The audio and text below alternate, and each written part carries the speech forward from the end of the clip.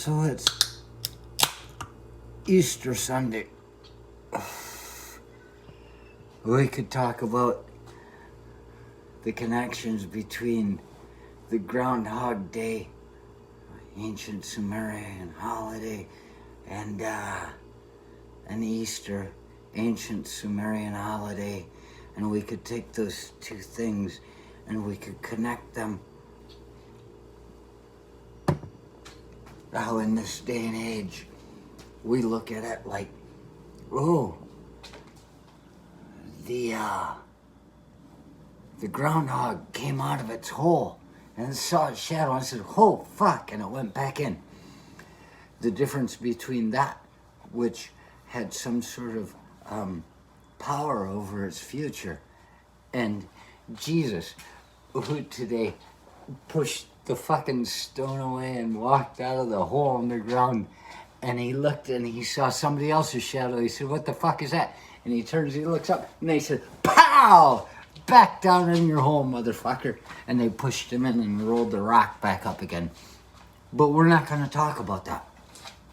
We're talking about Easter Sunday. We're talking about bringing not just people back to life, but their memories back to life. And you can look at it either way, but the truth is, we're going to bring people's memories back to life right now.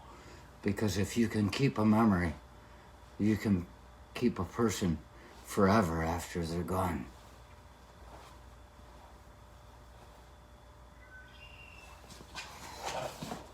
I pulled out the war book yesterday. But here I look, and I did mention in that, I was like, there's the basic training book, you know. I said I'd get back to it, and here we are. Here we are. Kentucky. Last of the Mohicans. Alpha 246. Oh, we don't get our kicks. Tough soldier, drill sergeant. Tough soldier, you know. And there it is. And they've got yearbooks to give it. Oh, I guess I might as well set up the next one. That's my high school graduation yearbook. There are yearbooks for everything, even if it only takes 8 weeks. And I open this thing up and I see it's got my name in it. PV2. I had rank. Didn't work it. Oh. There's, PFC Hey Bear, Toby P. He was from Louisiana. And he said, brah a lot. And he said, stay cool. You see, people write things just like they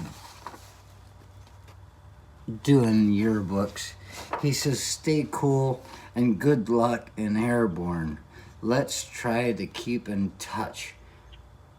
I'll hope to be airborne also.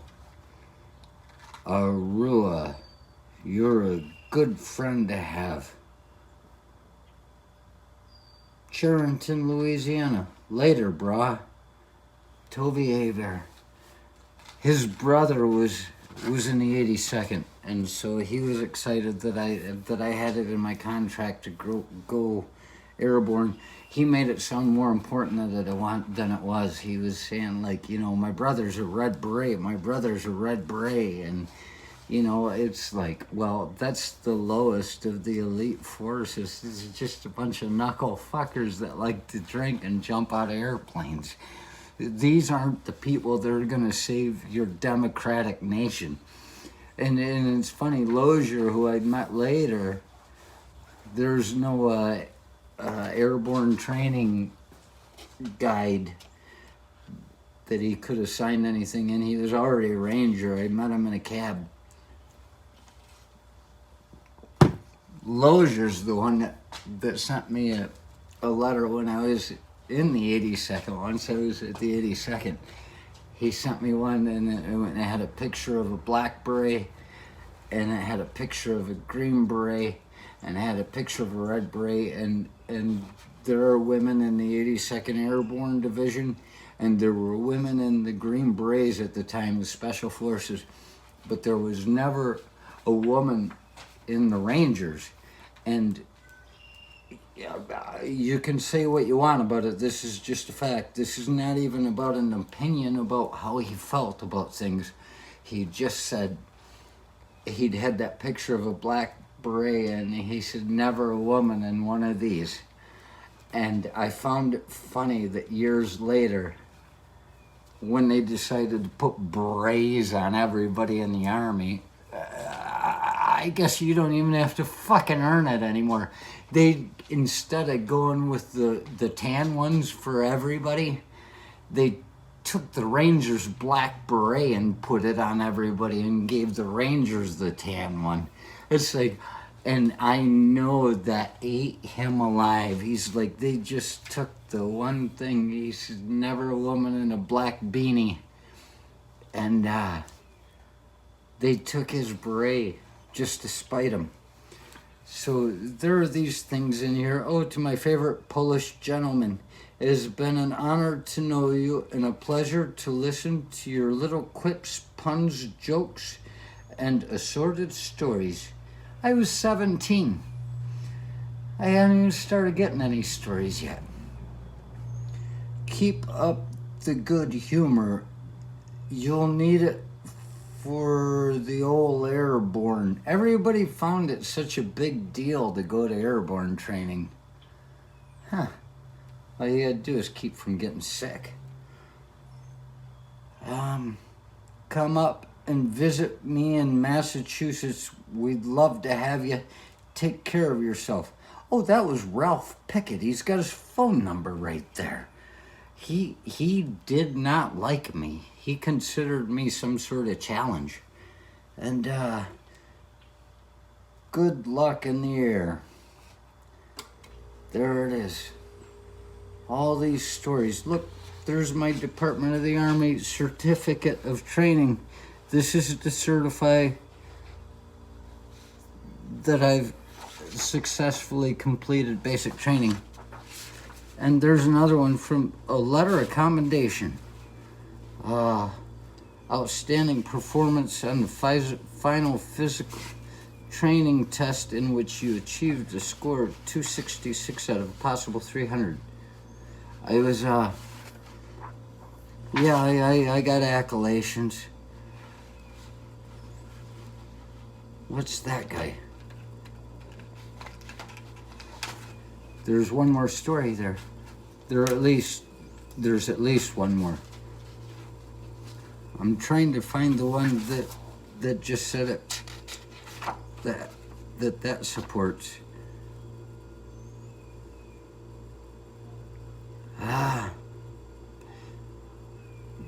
G. Pollock to the toughest guy in 2nd Platoon. They said that about me. According to the PT score, stay cool. Brian Cordell, Richards, Virginia. Richlands, Virginia. Hey dude, look. Lucky you. Hope you make it in life and succeed your goal. From Private Moore, the dude that always had a complaint. Well, now you're going to be an airborne ranger. Good luck in future. Nobody even knew that I was going airborne, really. Until they didn't have anywhere to send me, and they said my name out loud and said, well, he's going to Georgia. I'm going to Georgia. And then, look at this. This is from Chris Riley. Remember, this is my basic training book. To Judas, the coolest Polak I've ever met. And you know what? That says a lot. Who doesn't know a Polak? There are Polacks all over the place.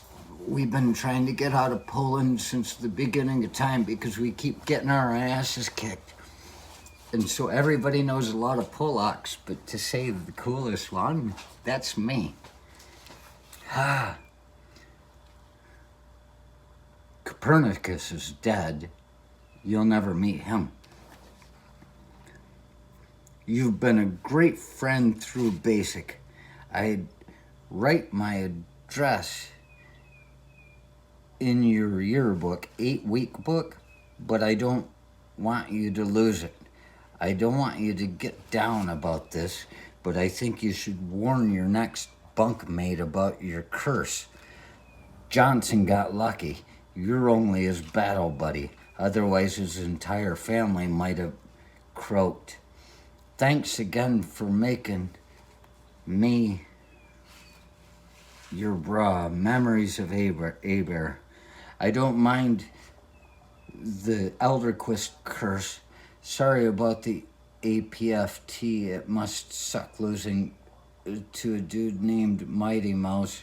If you don't get in touch with me so you can come and see me, and I can pay you back for your donation to the Radios for Riley's fund, I'll get your t-shirt. Just fly, please. I gave it all to Riley.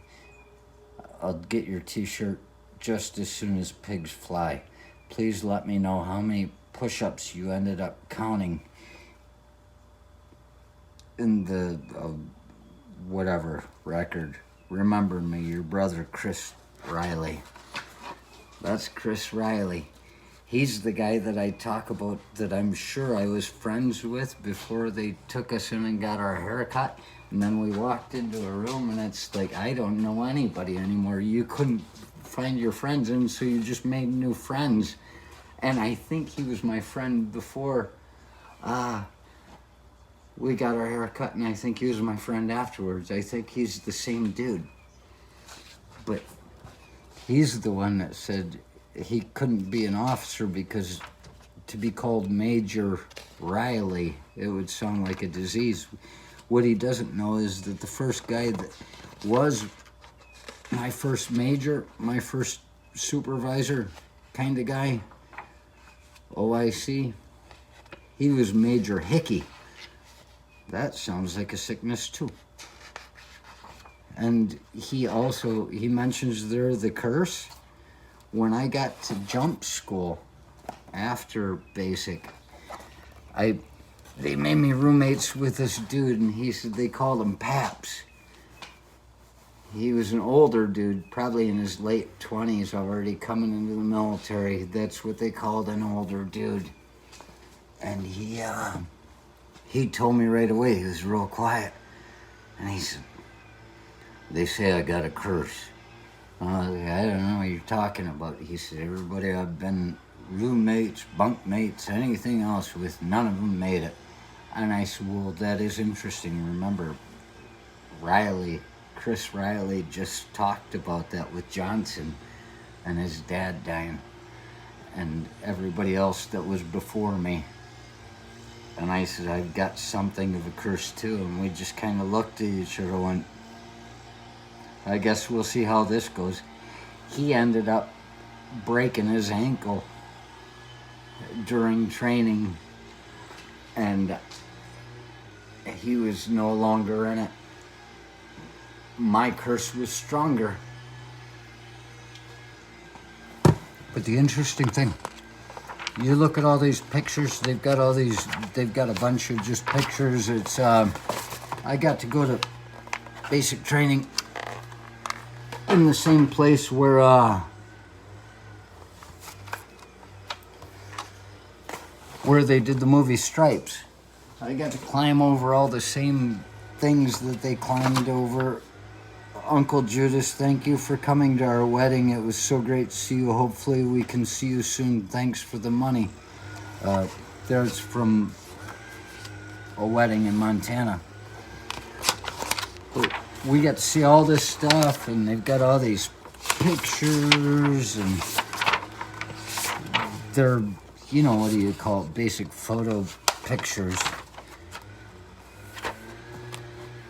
They put them in every book. There's Staff Sergeant Melvin Mahabir Singh and Sergeant Marcelo Gita, and those were my drill sergeants. There's Holtzclaw. He was old. He was probably 28. He looked like a damn ancient man to a 17-year-old. And look, right there, that's me. They took pictures of us. This is fun. It's getting worse. The United States Arms Infantry School, be it known that I've completed the airborne course at the institution as testimony is therefore diploma given at Fort Benning, Georgia on this 16th day of October, 1987. Look at that. Oh, a letter of commendation. What's that for? Outstanding performance on the physical training test. Oh yeah, they give me a big deal. Look at that. All you gotta do is give them a body, and eventually they think the brain will follow. But if the body's just fine, you can't hurt it with the brain. There are all these pictures.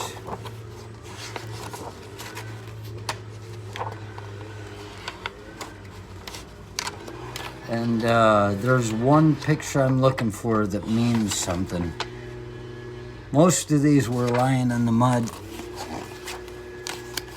And there's my buddy there, Chris Riley, going over the Nutcracker. And there's Riley again. He got a lot of pictures. We both got a few pictures. And even Jerry Anderson is in here, who is not in my unit, but I graduated with him. We were good friends. There's Jerry Anderson. Look at, Jerry was always smiling.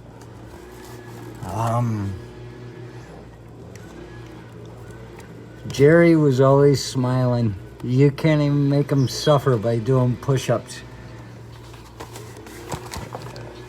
I think it's something in the water in Gaylord. Oh, there's a picture of West. That's funny. That's one of those things that I say,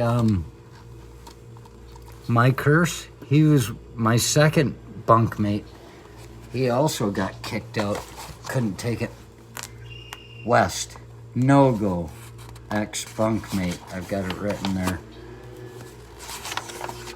But they've got us in all these pictures and training and... Oh, there it is. There it is. I saw when we were in a class the one day, I saw the guy with the camera walking around, and I said, all you have to do is look like you're interested and they'll take your picture. So I put my little fist on my chin and I concentrated very hard, and Chris Riley wrote in my yearbook, the J.C. Penney look. That was the biggest joke of all. It's the J.C. Penney look. And I plotted it and I made it so I got a picture of me in the yearbook. I'm not going to tell you that any of this means anything. I just find it interesting that everybody around me falls apart. And they warn me that I'm going to fall apart. And I say, yeah, okay. One of us will go. And when an immovable object, I think I might be the immovable object.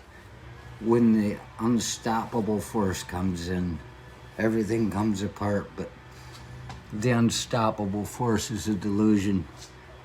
I may be the immovable object, and I hope you can all get along with it, because everything I'm doing is for you.